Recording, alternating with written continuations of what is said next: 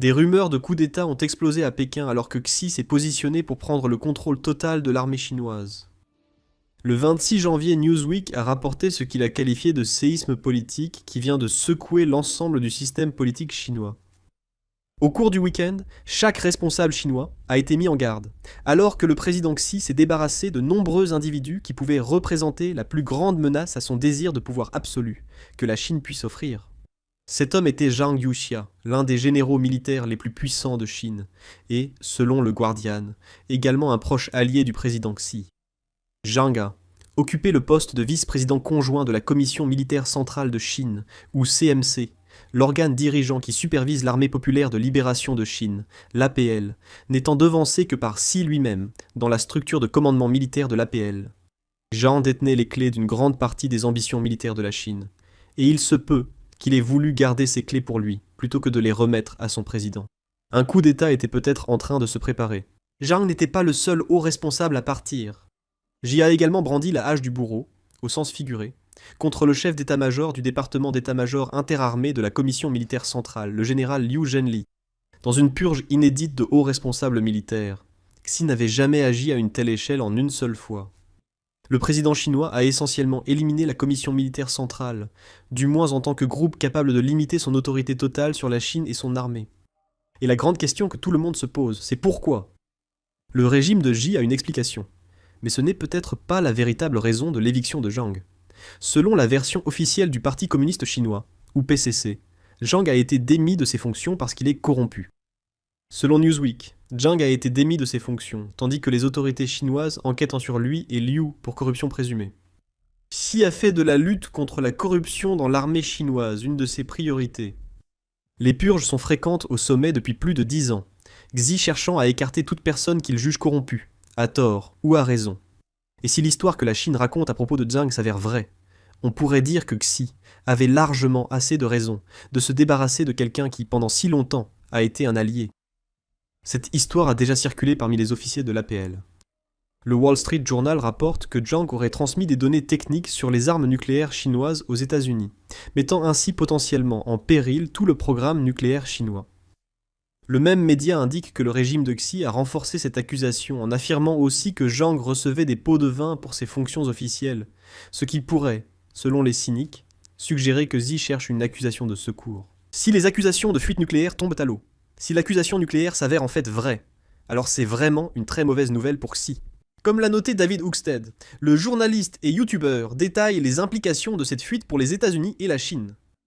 Nous, les États-Unis, avons retourné le général en chef chinois pour qu'il nous vende des secrets sur leur programme nucléaire, dit-il. Tentative de coup d'État au cœur de Pékin, des généraux au sommet de l'armée chinoise, des rumeurs de fusillades, d'arrestations, de purges massives. Et au centre de tout ça, un homme, Xi Jinping, et des rumeurs de personnes mal intentionnées. Abonnez-vous, likez et partagez, j'explique tout sur Penser le Monde.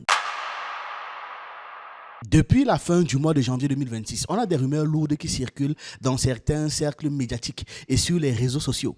Une prétendue tentative de coup d'État qui aurait visé le président chinois Xi Jinping, impliquant deux figures majeures de l'appareil militaire, Zhang Youxia, vice-président de la commission militaire centrale, et Liu Zhenli, chef d'état-major de l'armée populaire de libération. Officiellement, Pékin n'a jamais confirmé l'existence d'une tentative de coup d'État. Les premiers récits détaillés de cette affaire ne viennent pas des autorités chinoises, ni des médias d'État chinois. Elles émergent presque exclusivement de la diaspora chinoise et de milieux dissidents en exil. Dès le 24 janvier 2026, on a des activistes pro-démocratie en Chine, basés en Amérique du Nord, c'est-à-dire aux États-Unis, comme par exemple Zheng Yue, Du Wen ou la journaliste dissidente Jennifer Zheng. Ils ont donc publié sur les réseaux sociaux des témoignages attribués à des sources anonymes en Chine continentale. Ces récits évoquent un complot militaire, une tentative d'arrestation de Xi Jinping, voire un échange de tirs à Pékin. Très rapidement, ces éléments sont repris par les sites spécialisés,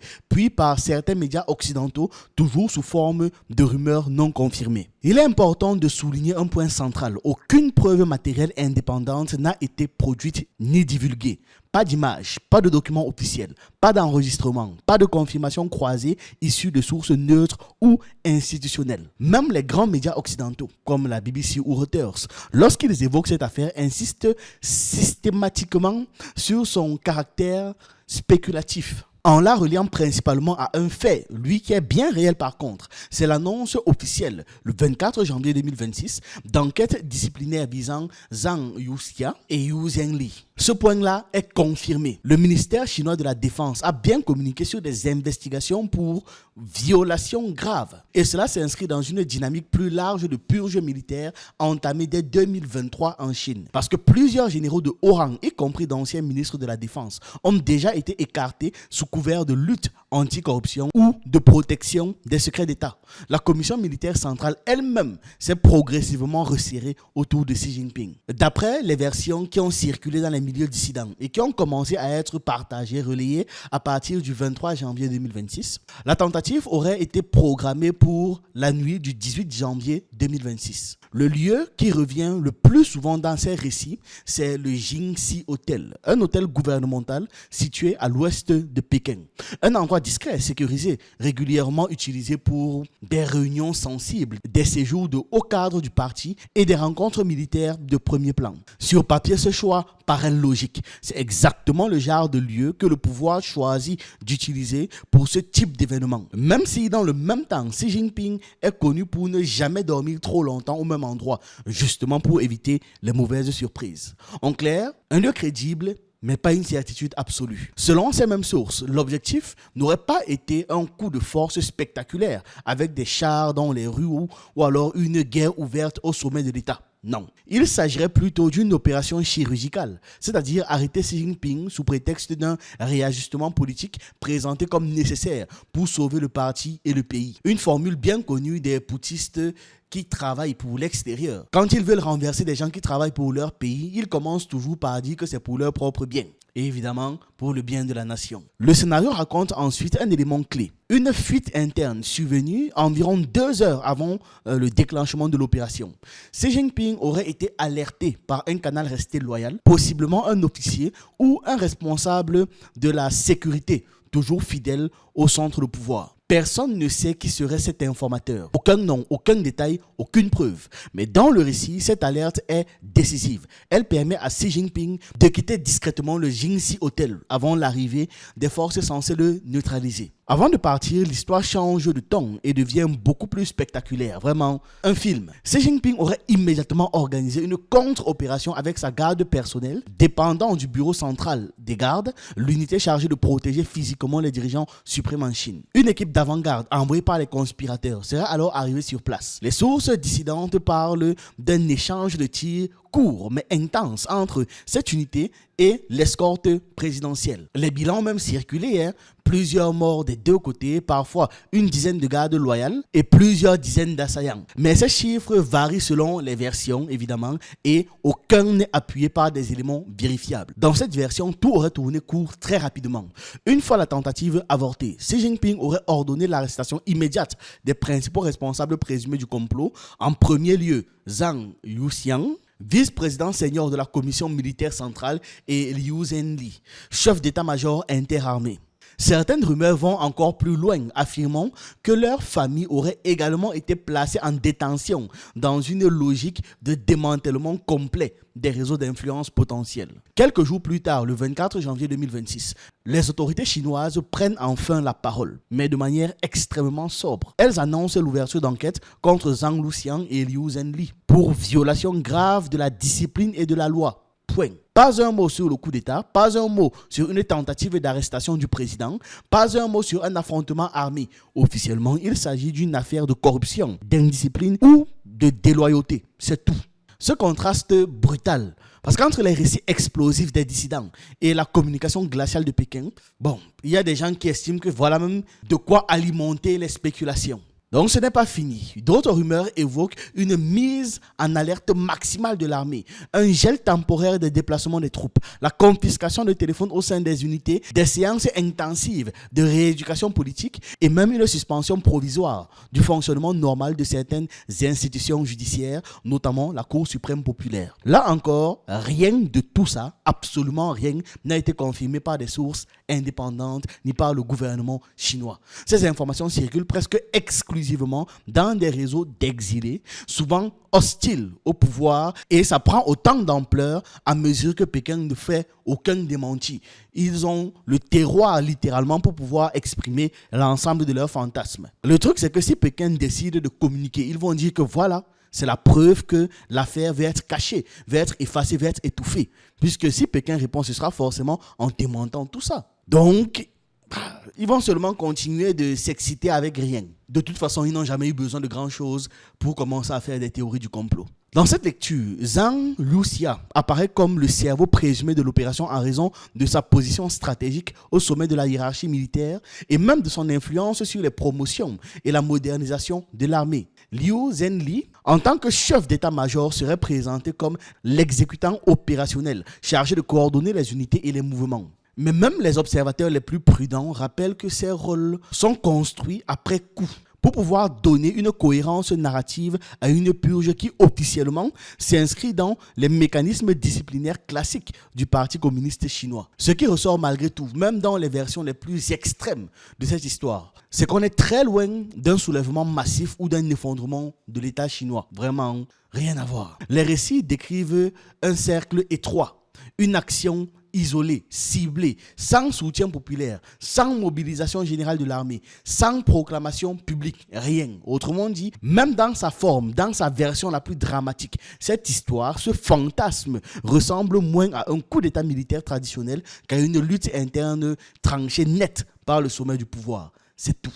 Donc même si ça existait, c'est vraiment un truc très mineur. Après la neutralisation supposée de la tentative et l'annonce officielle de l'enquête disciplinaire le 24 janvier 2026, le regard se tourne vers un point qui, lui, ne fait plus débat. C'est l'ampleur des purges au sein de l'appareil militaire chinois. Depuis 2023, l'armée populaire de libération est engagée dans une restructuration, c'est le moins qu'on puisse dire. Des centaines de cadres militaires ont été écartés, parfois en silence, parfois sous les projecteurs, officiellement au nom de la lutte contre la corruption, de la protection des secrets d'État ou alors du non-respect de la discipline du parti. La question d'une éventuelle implication étrangère, en particulier américaine, revient régulièrement dans les discours. Certaines fuites évoquent des accusations internes selon lesquelles Zhang Luxia aurait transmis des informations sensibles, y compris techniques, sur l'arsenal militaire chinois à des services américains. La manière dont l'information a circulé invite à la prudence. Les détails les plus spectaculaires de cette affaire ont presque tous émergé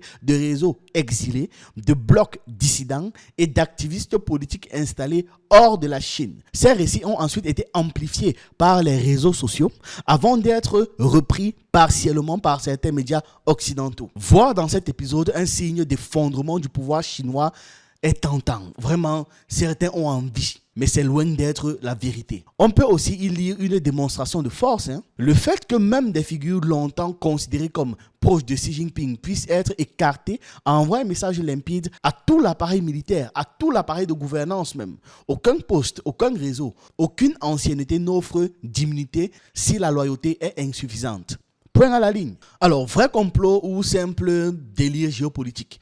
C'est exactement à cet endroit que tout se joue. Parce qu'au fond, cette affaire raconte moins l'histoire d'un putsch avéré que celle de la nature du pouvoir chinois tel qu'il fonctionne aujourd'hui. Les faits solides, eux, tiennent en peu de choses. Façon polie de dire que ça ne tient pas du tout. Des enquêtes disciplinaires, des généraux de tout premier plan mis sur la touche, une armée en pleine restructuration et un silence officiel total. Tout le reste là, fusillade, arrestation nocturne, hôtel, milliers de détenus, tout ça, ça appartient à un récit construit à partir de fuites invérifiables, donc des matériaux potentiellement créés, des fuites invérifiables et amplifiées par des acteurs ouvertement hostiles au gouvernement chinois. La Chine de Xi Jinping ne tolère plus aucune zone de flou au sommet de l'État ou au sommet de l'appareil étatique. La loyauté ne se discute pas. L'ancienneté ne protège plus personne. Même les alliés d'hier peuvent tomber. Et ce message n'est pas transmis par des discours ou alors des communiqués enflammés, mais par une méthode beaucoup plus directe, c'est-à-dire l'action. Ils agissent. Que le complot ait réellement existé ou non dans sa version la plus spectaculaire importe beaucoup moins que ce que révèle cette affaire en fait. Parce que là, on voit un État obsédé par la stabilité, prêt à sacrifier des figures majeures pour préserver l'unité nationale, l'unité au sommet. Et un État qui est déterminé à empêcher toute narration alternative de s'imposer. Le silence de Pékin n'est pas une esquive, c'est une stratégie. Dans les systèmes de pouvoir, le silence est parfois une démonstration de force extrêmement efficace. La Chine aujourd'hui fait le meilleur choix stratégique. Au sommet de l'État, il ne doit pas exister la moindre zone d'ambiguïté. La loyauté n'est pas négociable. Pourquoi cette méthode est donc rationnelle et d'ailleurs la meilleure? Parce que la Chine affronte les États-Unis, une puissance experte dans l'art d'exploiter les divisions internes des autres États. Washington ne gagne pas seulement par la force militaire, mais par l'infiltration, la manipulation des élites, la fracture interne et l'utilisation de relais locaux. C'est une guerre politique et informationnelle avant d'être une guerre militaire. Donc dans ce contexte, laisser des zones grises au sommet serait une faute stratégique très grave. Chaque ambiguïté devient une faille. Chaque rival un peu frustré devient une cible potentielle pour l'ingérence étrangère. Pékin l'a compris en observant l'effondrement de plein d'autres puissances avant elle. Donc que le complot ait réellement existé ou non, ça n'importe pas. En clair, s'il y a eu une tentative de coup d'État, elle a été neutralisée avant même d'exister publiquement. Et s'il n'y en a pas eu, ça montre un gouvernement assez sûr de lui pour laisser circuler ce genre de rumeurs pendant qu'il verrouille les accès et les points essentiels de son pouvoir. C'est tout. Voilà ce que j'avais à partager avec vous dans cette vidéo. Dites-moi ce que vous en pensez en commentaire. Abonnez-vous, likez et partagez. On se retrouve une prochaine fois.